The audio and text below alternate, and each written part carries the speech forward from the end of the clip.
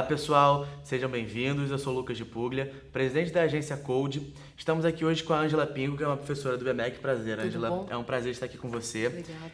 E para começar, eu queria falar um pouco sobre como é que você escolheu a fotografia, se você fez uma faculdade de fotografia ou se foi uma faculdade de comunicação social. Fala um pouquinho pra gente, por favor. Tá, na verdade, assim, eu comecei na fotografia por conta dos jogos de basquete. Por quê? Porque eu gostava muito de basquete e na época era Paulo Hortência, Michael Jordan, Dennis Rodman, enfim.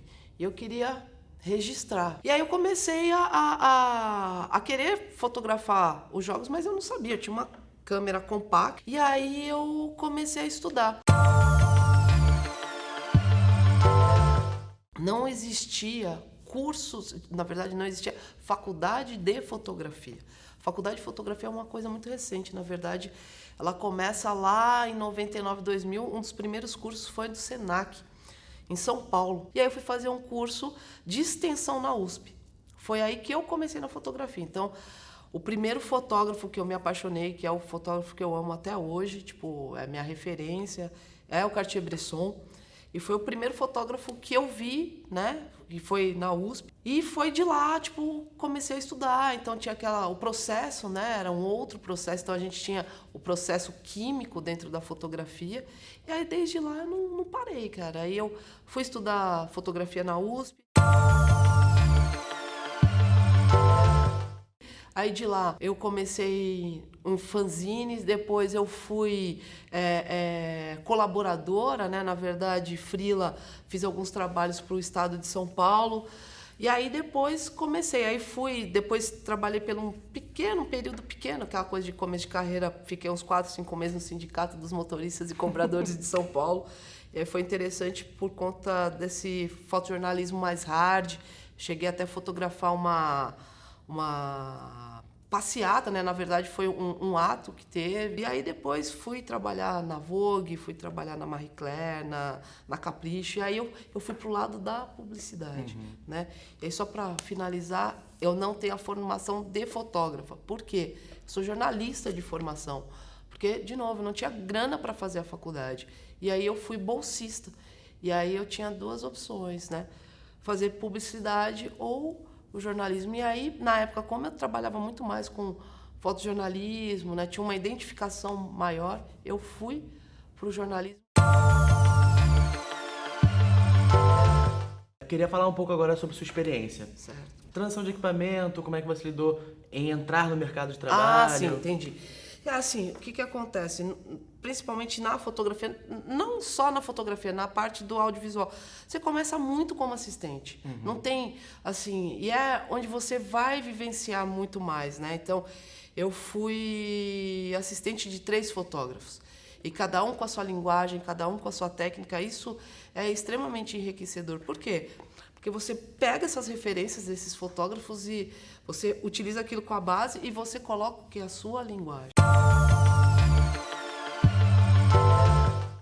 Essa sua experiência como técnica te proporcionou vivenciar com alunos da faculdade. Sim, com certeza. Você acha que você ter se tornado professora hoje tem muita influência desse seu período em que você foi técnica? Com certeza. Foi bem interessante porque foi um professor, né? Aí a gente vê como literalmente a gente tem... como a palavra de um professor é forte e marca, principalmente um aluno, que era eu na época. Então foi um professor, eu tipo com os alunos, assim, ajudando o aluno, aquela coisa. Aí o professor virou para mim e falou assim: "Você nunca pensou em dar aula?" Aí eu olhei para a cara dele e falei: "Não, o professor falou, puta, mas você tem todo jeito, tipo, você tem paciência, você deveria pensar nisso." Era um professor da Unicamp, professor Márcio. Aí fiquei olhando, era um professor mais novo, né? Aí fiquei olhando para ele e falei: "Cara, eu, professora? Não sei." E aí, cara, tipo, e aquilo deu um start, assim, sabe? E aí eu comecei, cara, fiz a graduação, aí fui pra pós, aí tudo voltado pra imagem. Fui pro mestrado, e agora, se tudo der certo, fim do ano, eu entro no doutorado. Professor, não dá pra parar de estudar. Com certeza foi porque eu fui técnica, eu acabei virei professor. E Ângela, dessa toda a sua formação, desde que você começou a faculdade até agora, o que você traz desse período para hoje? Cara, eu acho que assim, o que que acontece? A fotografia, ela não se muda. Muda-se a linguagem, muda-se os dispositivos de captação. Mas a linguagem e a base fotográfica não se muda. E o que que eu tento trazer? O que que eu tento trazer para a sala de aula? Literalmente essa vivência que eu tive, né, dos veículos de comunicação e passo exercícios como, tipo, de como simulando mesmo um trabalho, né, para que ele entenda, tipo, sei lá, a função de um fotógrafo, a função do iluminador, do produtor, porque cada um tem uma função dentro dessa questão da captação de imagem. Então isso é muito interessante. Então eu tento trazer a vivência que eu tenho, né, e que tive, trago para a sala de aula e também, claro, busco outras referências, né, para não ficar também referências muito antigas. E você citou que você sente falta que os alunos explorem mais o ambiente que eles têm aqui na faculdade. Mas, de outra maneira, o que você vê que te deixa feliz em ser professora? Cara, que nem agora, eu acabei de sair de uma banca de TCC. Então, assim, o que é? É emocionante mesmo, cara. Isso você vai ter só com a vivência. Seja você, tipo, de repente tá lá, né, trabalhando e tem o aspira que, tipo, fica ali, você ensina as coisas e você olha, caraca, a pessoa tá crescendo. Essa sensação que é muito interessante de ver o crescimento de vocês, ver o aluno quando ele se empenha num trabalho, tipo, você passa um trabalho e ele acaba fazendo muito mais do que você pediu. Então, professora, a gente sabe que hoje em dia o mercado de trabalho dá muito mais vazão para os homens do que para as mulheres, não tem tanto espaço para o mercado feminino.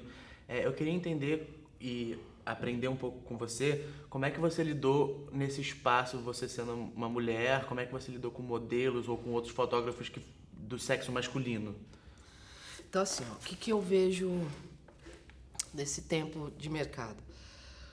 Primeiro que a mulherada está invadindo o mercado, sim, de trabalho, principalmente no audiovisual. Então, quando eu comecei lá quase 20 anos atrás, tinham poucas mulheres. Claro que já tinha as fotógrafas, as cinegrafistas, as editoras, mas não dá para se comparar com hoje, por exemplo.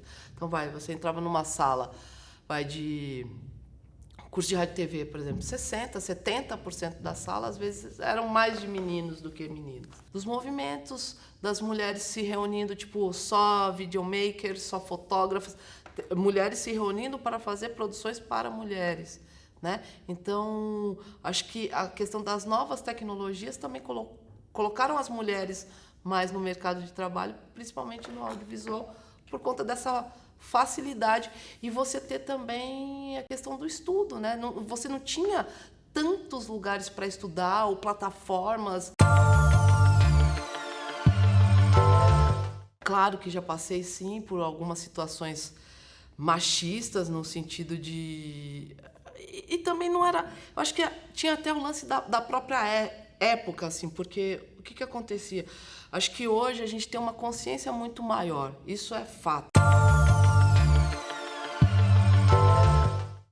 Então, professora, a gente falou um pouco sobre o cenário do mercado de trabalho. Eu queria voltar um pouco para o mercado, para a faculdade em claro. si. Para os alunos que são de comunicação, que realmente se interessam por fotografia, qual a dica que você dá para eles? Cara, eu acho que assim, ó, em qualquer profissão, eu sei que isso é extremamente clichê, você já deve se ouvir isso o tempo inteiro em sala de aula. Mas qual vai ser literalmente um diferencial, seja do fotógrafo, seja do diretor de arte, seja do redator, do profissional de comunicação? Qual que vai ser o diferencial? O estudo. Por que eu vou fazer uma foto tipo melhor do que a sua? Não é porque eu sou...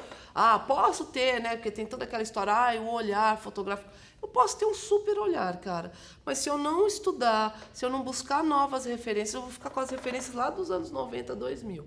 Eu acho que o grande diferencial é você, tipo, tá ligado nas novas tendências, ver o que está acontecendo. E fotógrafo, sim, tem que parar, tem que assistir aquele filme que você acha que é chato. Não, tem que ir lá assistir aquele filme para ver como que é a luz. Não quero ver, sei lá, um filme iraniano. Então, vou lá num filme, né, americano, por exemplo, que tem todo aquele cenário gigantesco com luz. Então, eu preciso entender, né, desde aquela luz mais natural possível até aquela luz artificial, aquele espetáculo. Então, o que eu sinto hoje, e principalmente, de novo, né, por conta dos dispositivos, a foto não pensada. Tipo, eu vou clicar 500 fotos e dentro dessas 500 fotos eu vou escolher uma. Cara, por que não pensar antes de fazer o trabalho? Porque você tem a questão do tempo e do custo. Então, se você para pelo menos, sei lá, 1 hora para estudar, aquelas outras 20 horas que você vai ficar ali fotografando, editando, você não precisa mais. Você vai reduzir esse tempo para 5. Por quê? Porque você realmente sabe o que quer. Essa história que, tipo, o fotógrafo chega no estúdio, eu vou fazer o que dá na cabeça e esquece. É que ele não sabe o que ele quer fazer. Sabe assim? E não rola você entrar, por exemplo, vamos falar lá na publicidade, tá? Não rola, cara, de você não saber o que você quer. Por quê? Imaginar que é um trabalho grande. Eu tenho modelo, eu tenho assistente, eu tenho iluminador, eu tenho produtor, eu tenho diretor de arte. Olha quantas pessoas eu estou envolvendo, né? E, de repente, se eu tiver que refazer esse trabalho, será que eu vou conseguir juntar todas essas pessoas de novo? Então, professora, queria voltar um pouco nessa questão de qual dica você daria, só que dessa vez para pessoas que não são de comunicação, engenharia, economia, relações internacionais, e também se você teria algum trabalho referência para dar a esses alunos. Okay. Acho que assim, antes de falar de referência, antes de falar de referência de fotógrafos ou plataformas, o que acontece? As pessoas, elas são analfabetas visualmente falando. Então, assim, qual que é a minha dica? Primeiro de tudo, estudar a questão de ângulos e enquadramentos. Por quê? A partir do enquadramento, você vai ter uma narrativa. Então, vamos supor que, sei lá, quero fotografar minha mãe na praia. Vamos colocar um exemplo bem clássico. Cara, se eu quero fotografar minha mãe na praia, eu posso até mostrar a praia, mas qual que é a primeira ideia? Mostrar minha mãe. Então, o que eu vou fazer? Eu vou fechar um pouco mais aquela imagem. Ou, a questão das cores, ela vai influenciar totalmente o seu trabalho. Então, por exemplo, sei lá, vamos supor que eu coloque lá uma luz um pouco mais quente ou mais fria. Isso vai me gerar sensações. Então, primeiro de tudo, estudar o mínimo possível, entender um pouco desses enquadramentos, que isso para qualquer um, seja da engenharia, da comunicação, seja da saúde, é interessante. Buscar os fotógrafos antigos, porque você vai ter uma fotografia mais plástica, então buscar, sei lá, um Cartier-Bresson, buscar uma Annie Leibovitz, buscar um David LaChapelle, enfim, né? São fotógrafos, cada um com a sua leitura, um dentro do fotojornalismo, outro dentro da fotografia publicitária. E o que eu ando estudando muito, cara, tipo, estudando não, na verdade, visualizando. Muito Instagram. Muito, muito, muito. Eu acho que hoje tem um outro... Depois eu passo para vocês. Tem um outro aplicativo também que é bem interessante, que é só de fotógrafos, enfim. Eu esqueci o nome agora, depois eu posso passar. Mas eu tenho visto muito trabalho de fotógrafo. Então, tem um fotógrafo chamado, acho que Henrique Luz, eu acho que é isso o nome do cara. Fotógrafo novo, ele não tem nem 32 anos.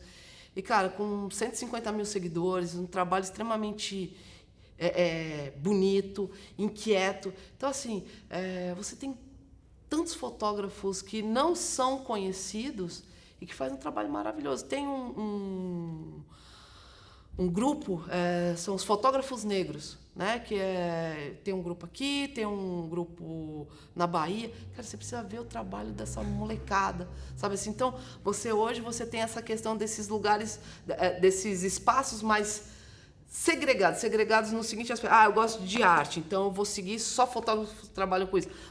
Fotógrafos que trabalham na rua. Então, assim, acho que o Instagram, para mim, hoje, você quer entender, estudar a fotografia, buscar esses fotógrafos. Ângela, muito obrigado. Valeu. Te agradeço demais. Obrigada, cara. Você está sempre bem-vindo aqui com a gente, tá? Valeu. Então, pessoal, esse foi o Sei TV. Espero que vocês tenham gostado. Se você curtiu, deixa o like, se inscreve aqui no canal e até a próxima.